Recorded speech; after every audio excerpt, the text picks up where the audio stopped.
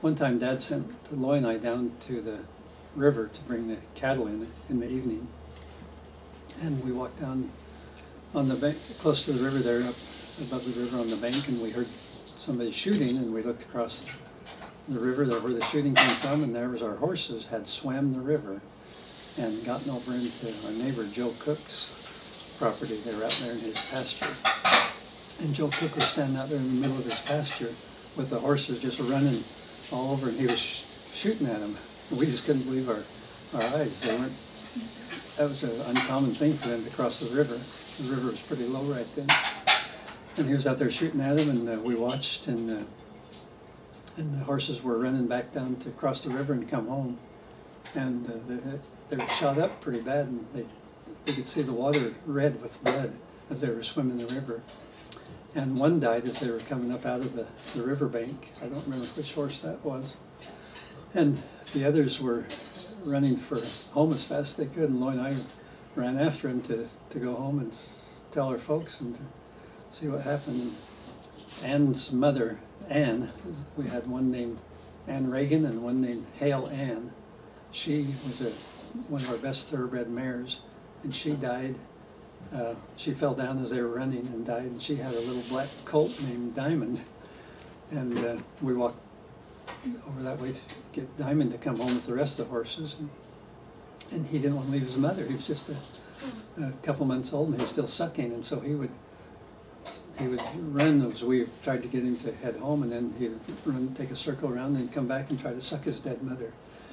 And finally we got him to come home, and we went there, and the folks were coming out of the house and wondered what all the commotion was about. And so another horse had to be put away because it was shot up too bad. And then the Ann that was the last one of our basic original horses, she had 2 bullets in her, one in the chest and one in the hind flank under the, just under the skin. And anyway, he denied, I guess Dad, I don't know if he talked to him or what, but he denied shooting him. And so they took bullets out of the dead horses and somehow got a hold of his gun and matched up the bullets with the gun by the riflings and so on. There were the markings on the bullet from that barrel, and proved they came from his gun, but nothing could be done legally because it was on his property. But we lost either 3 or 4 horses. Do you remember, were you there at that time? Yeah, I'll just add one thing there. The ballistics, they proved it was the gun that shot him, and also it was his son's gun.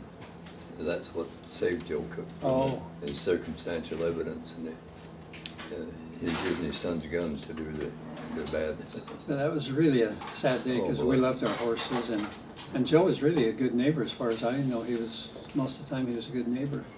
And once this was over, he just felt terrible about it, and of course the family was upset for years. But it was just a terrible thing. He just lost his head, you know, just lost his self-control and just got mad and started shooting. It was a terrible thing. And then the Cook family requested they got a hold of Dad and had Dad speak at his funeral. Oh. Remember that? I'd forgotten that. Yeah. The same guy who shot the horses? Yeah, he died and having a funeral, and Dad spoke at his funeral. Wow. So we were basically good friends with the family, but he just lost his head one day. Terrible thing.